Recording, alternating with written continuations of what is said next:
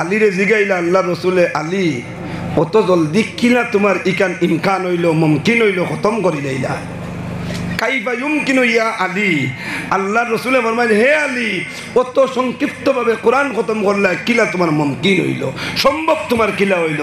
আলিয়া ফরমান, ইয়া রাসূলুল্লাহ, বেশি দিন আগে নাই ও মিম্বরত বইয়া আপনিও বয়ান দিছিলেন, আপনার কোনো উম্মতে যদি সূরা ইখলাস 3 বার তিলাওয়াত করিলাই, তার নামে আমল ও কোরআনে কারীম খতমের সওয়াব মিলি যায়। ও নবীজি, আমার তো মুখের মধ্যে স্পিড নাই, সারা আয়াত হল আমার ইয়াদও নাই, এখন আমি হাফিজ হিসাবে তো খতম করিয়া আগে যাইতাম, এখানে আমার মনও তো আনাও অসম্ভব। এর কারণে দেখলাম আপনার ওয়াজের উপরে যদি আমল করি নাই, আর আল্লাহ যদি হুকুম হয়ে যায়, আর এই ওয়াজ গান যদি আপনি নবীর মুখের সত্য হয়ে থাকে, আমি কোরআন শরীফ খতম করি লইছি নিশ্চয়। নবীজি ফরমাইন, আলী তুমি কোরআন খতম করছো, সুবহানাল্লাহ। আর একবার কও সুবহানাল্লাহ। নবী